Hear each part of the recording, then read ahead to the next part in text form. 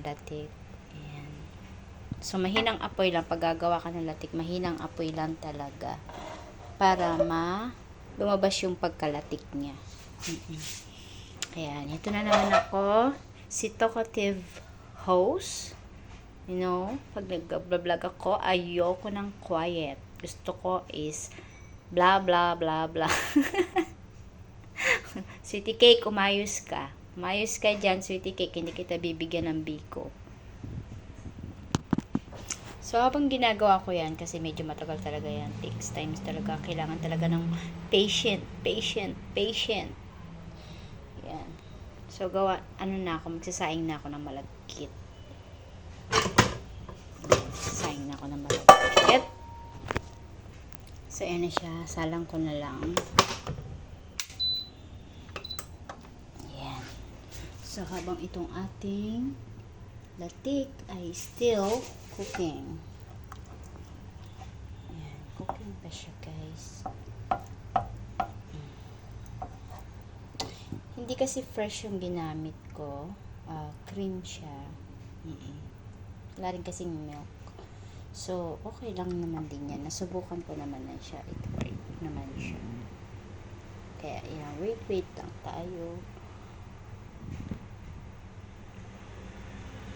Siguro sa pagluluto ng latik, mga an hour bago talaga makita yung pagkalatik niya. Kaya, ayan. Patient lang, ayan. Bula-bula na siya. Pero dahan-dahan lang kasi. Very low heat kasi. Hindi kasi talaga pwede ng, mataas na apoy para dyan. Shoutout pala sa Team Classmate, as usual. Team Classmate lang sa Kalam. At Team Botete, Team Classmate, alam niyo na kung sino-sino kayo. Meron diyang Stop, meron diyang Commander Kilay, meron diyang Kuneho o White Rabbit, meron diyang Tapayan, at syempre, ang inyong lingkod, si Wetpacks. Yun ang tawag sa... Alam mo kami lahat kami. Meron kaming Papa Rams, meron kaming Sir Drix toothbrush. Ayan, kumpleto kami ng coding, mga guys. Sa Team Classmate, meron kami mga bininyagang pangalan. Yun. Siyempre, shout out din sa Team Pasyaw, Sis Norm, Sis Julien, Sis Ikoy Malus, Sis Sambel, Sis Nice, Sis Rika, Sis Sweetie Cake, ang love kong si Fidel, yan. At marami dyan, Boy Mukbangers, Ibong Trouble, yan ang mga ating mga friends.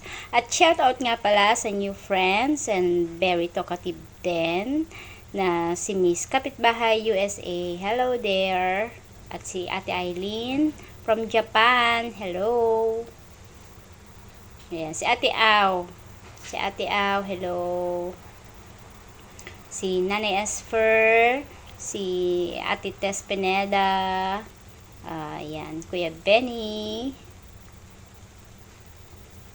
hello sa lahat. Sir Rick, TV Official, Baby Ashi,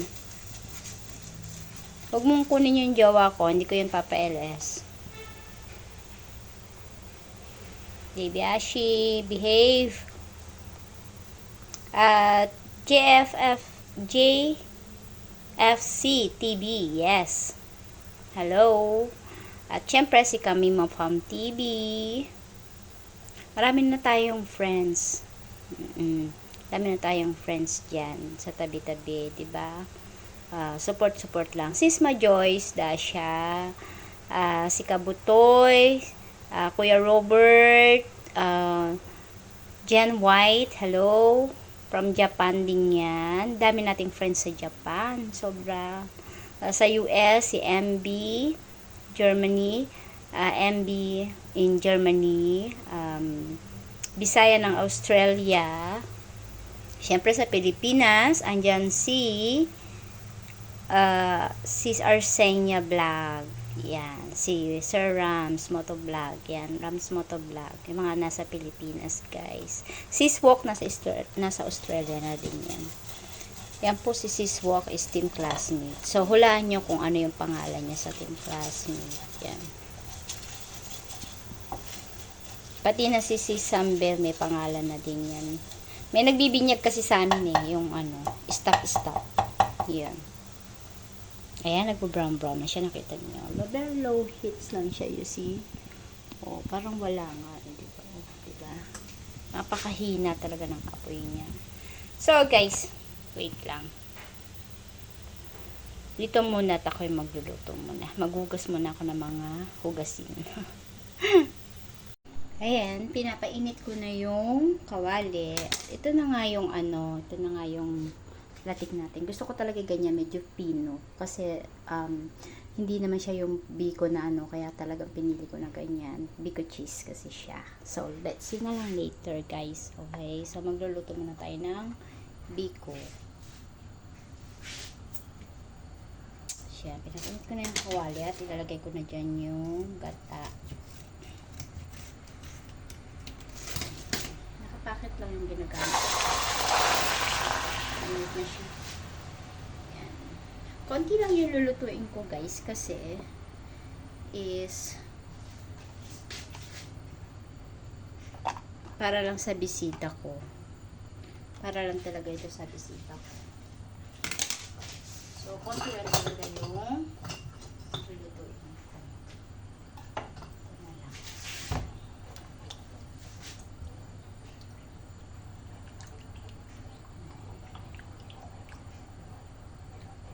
So, hintayin muna natin kumulo ng konti ang gata bago natin ilagay yung asukal. Ano to? 200 ml siya.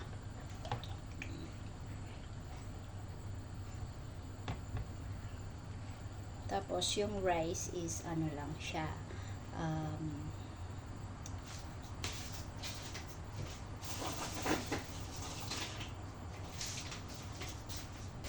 300 grams.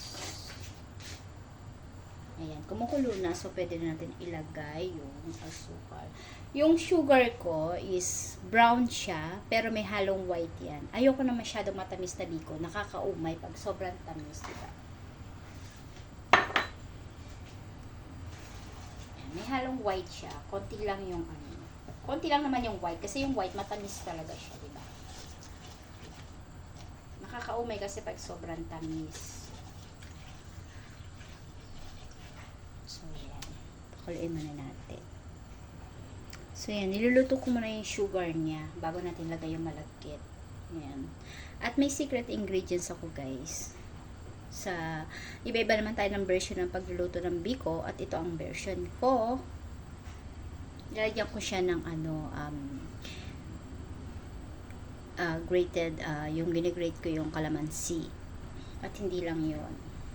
Ilalagay ko din yung balat niya. Pampalasa siya. Masarap siya actually. Ito talaga ginagawa ko. At itong balat na to is inaalis ko after. Diba? Yan. Ganyan. Yan ang secret ingredients ko. Sabi ko na ginagawa ko. My own version. Ewan ko lang sa iba, diba? Siyempre iba-iba naman tayo ng pagluluto. So, ito kasi is na-try ko na and which is nice naman for me. Siyempre, ako niluluto at saka yung mga nakatikim ng niluto ko, nice naman daw. So, I keep doing it. So, yan. Lalagay ko na yung malagkit. Ouch! Mainit-init siya. Kaluluto lang kasi siya. Ayan. Lalagay ko na yung malagkit.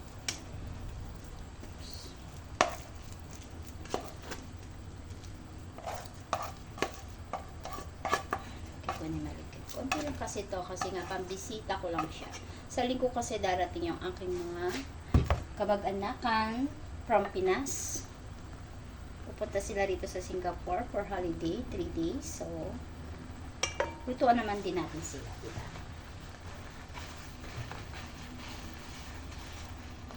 Hinaan natin ng konti yung apoy.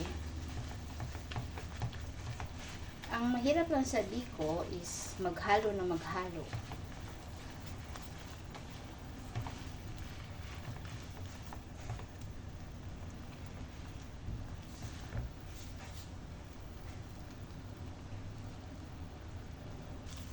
Ayan, malapit-lapit na siyang maluto. Ayan, pagka ganyan na siya, kanya wala na. Umahalo. Medyo pa na siya, medyo Pag mahirap na siyang haluin, malapit-lapit na siyang maluto. Ganun ang biko.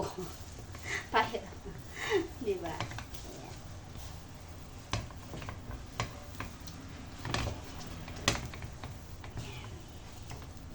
Tapos ito niya, malinis na yung kawali. Hindi na siya dumidikit. O, diba? Ibig sabihin, malapit-lapit na siyang maluto. So, dito pa lang, bago ko siya ilagay sa container, is inaalis ko na yung mga balat. Ayan. Inaalis ko na yung mga balat-balat niya. Yung mga pinampampalasa ko dyan. Alisin ko na yung balat. Ayan, wala na siyang mga balat ng kalamansi. Ayan, wala na siyang balat ng kalamansi. So, ayan na yung ating biko. Nalagyan ko na lang siya ng latik. So, ayan. Nalagyan ko siya ng latik sa ibabaw. Itong isize, lalagyan ko siya ng cheese. Kasi ito yung special. Kaya lang yung cheese niya, hindi ko muna ilalagay. Pero ito, ganyan na siya. Kaya ganito yung ginawa kong latte. Kasi nga, ayan, pino, diba? Nakita nyo naman. Kasi talaga is pantatoppings ko siya. Papaibabaw ko siya. As in, lahat kailangan meron.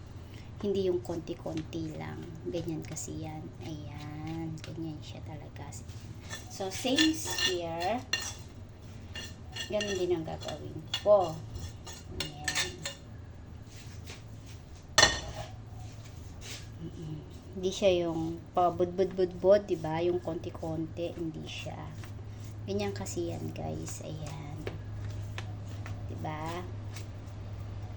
And then, ayan. So, lalagyan pa natin siya ng cheese. Pero yung isa hindi muna kasi iinitin ko siya eh. Initin ko siya so hindi pwedeng lagyan ng cheese. Otherwise, magmi-milk yung cheese. Kailangan yung cheese is fresh. Pero ito is eating na. Kakainin na siya. Ayan. So, ayan na siya guys. Ayan. Ayan. Ganyan lang.